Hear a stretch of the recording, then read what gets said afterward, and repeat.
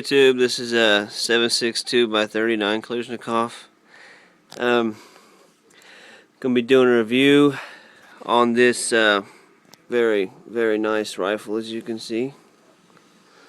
For y'all don't know which rifle this is a new 2012 release, built by Century Arms International. The new PAP or PAP M70, made by Zastava Arsenal. And this is a Serbian model.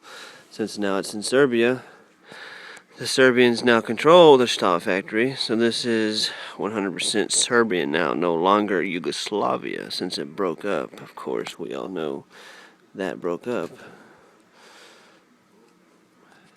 So you can see it's a pretty nice rifle, very well and elegantly done. Craftsmanship's beautiful. The wood on here, it's quite beautiful. I enjoy the wood that's on this rifle. I believe that the wood that is on this rifle, I believe it is called teak wood.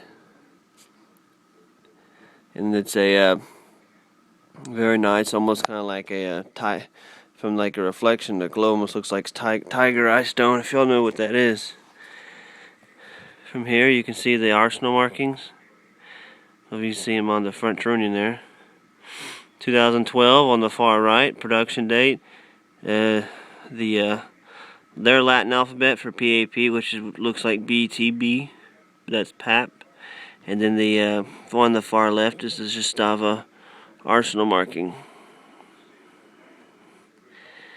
Of course, this is an RPK receiver and an RPK trunnion. So you can see there. Mine, serial number is pretty low in this. It's 2005-27, which isn't too terribly high.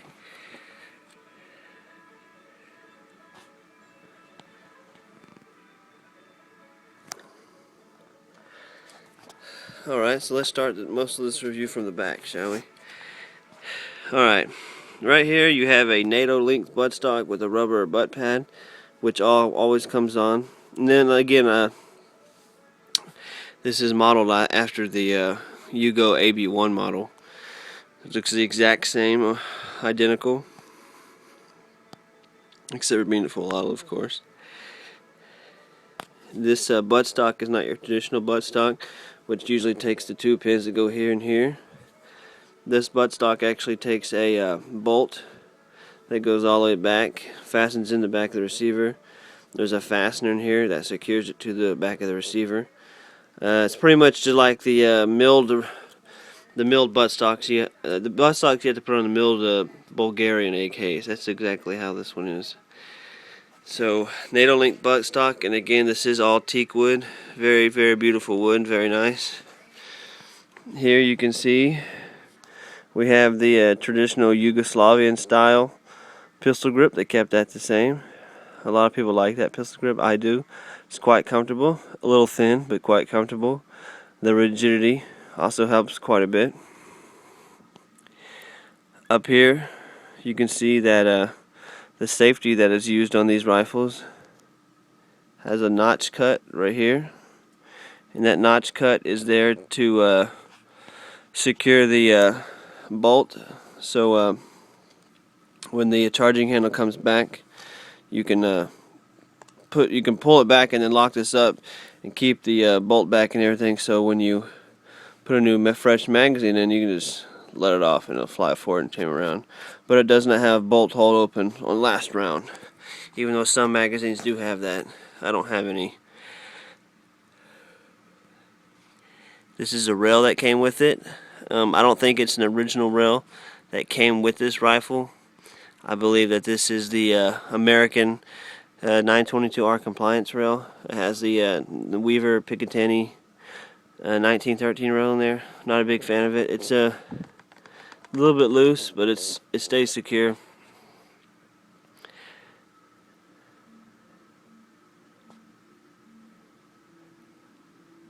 And of course you can see right here that this is an RPK receiver, RPK trunnion, like I said, built by Century Arms, which they did a very good job on this rifle. This is probably their best piece of work yet that I'm quite happy with. A lot of people don't like Century because of the washers. They got a really, really bad name because of a lot of the early washers, and some of the shit they make now is horrible, but good job on this one.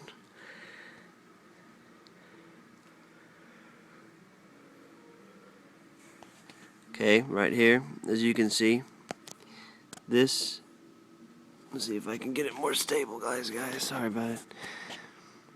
As you can see right here, this is a heavy type RPK barrel. The diameter measures 0.618. So you can see in the far right, you see if I can get it. You see a 2 there, and then in the far left, you see the PAP marking on the barrel. This is the original cold hammer forged barrel. It's not chrome lined because the Yugos and Serbians have never chrome lined their barrels, but it is cold hammer forged. It's quite a heavy, thick barrel, so it will last a very long time. Now, chrome line's not a big deal to me because I don't shoot corrosive. So if you shoot corrosive, it might be a big deal, but to me, it's not. With this, you have the this is a new kind of style gas block that they've pretty much used on their older style gas blocks. They were more flat right here and rounded on top. This is more kind of has a square. It's really thick, square, rigid, extra thick to give it that rigidity and the durability that it needs. Of course, you don't see your traditional grenade sights that you see on the Yugo.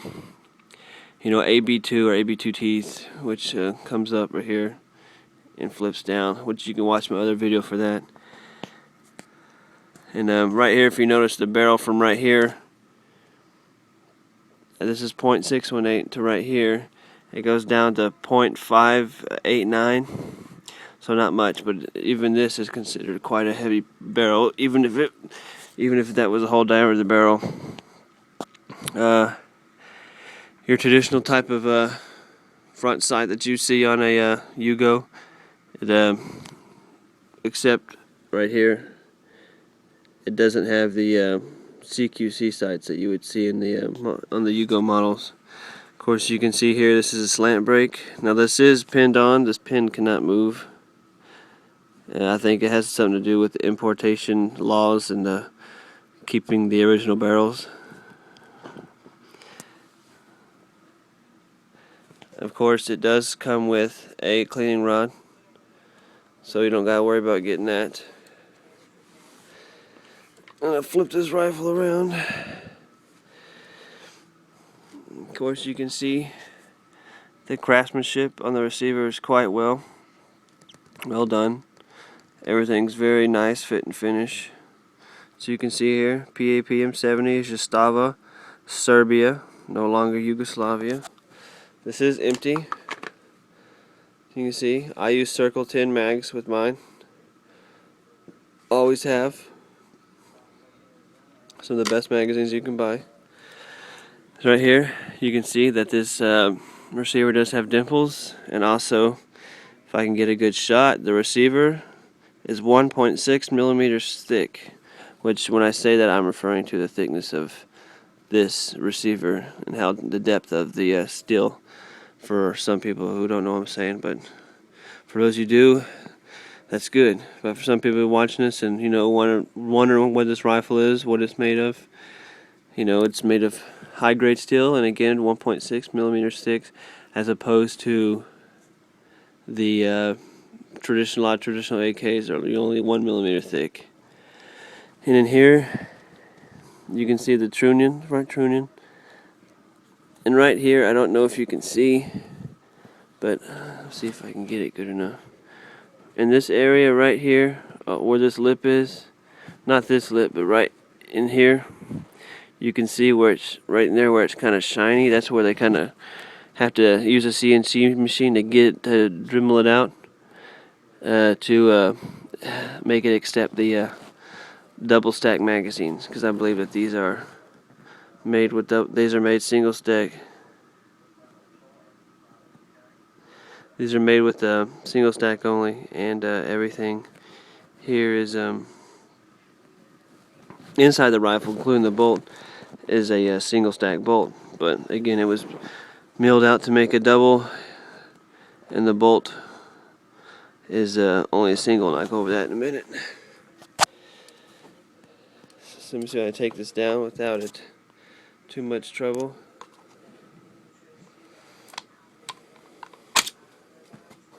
So you can see you have just a regular traditional recoil spring, but you notice that it won't go back until you depress this pin, and then once you depress the pin, it'll go in. And again, that's there to keep, for when it did have the grenade launcher, that's to keep the dust cover from flying off when they would use it. So let me say I flip this around.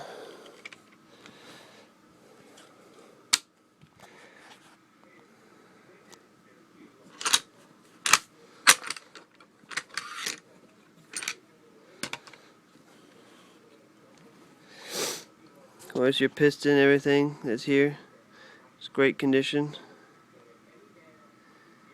Can't complain too much. And again, as you can see, PAP, or their letters BTB, but PAP rifle. Again, matching numbers to the bolts. Like I was going to say, you notice in this bolt right here that this lip is smaller than the other Yugo bolts that accept double stack. And it's also a little more rigid right here.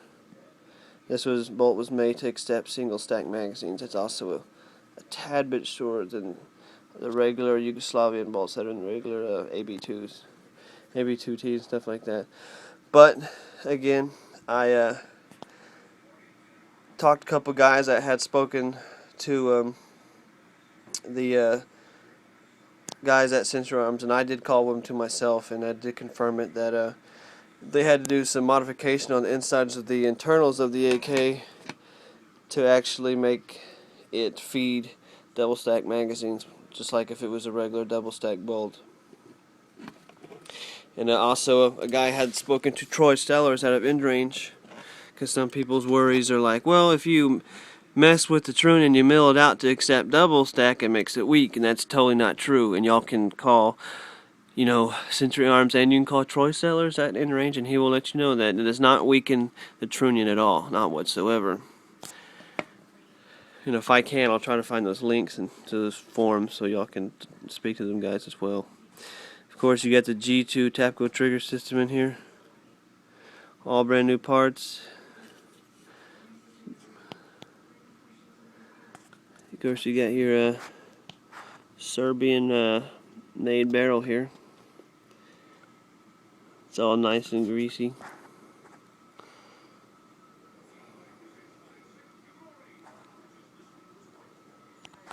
Of course, you can see right here you have your leaf sights that range that away from the O, where their lettering for CQC basically, and then all the way up from 10 for 1,000 yards basically. So from 0 to 10, which is 0 to 1,000 yards, and everything's straight, no cants. Like I said, guys, it's a beautiful rifle. I enjoy it. I really do. I hope y'all enjoyed the rifle. Leave your comments and everything, and I appreciate it. And this is a 7.62 by 39.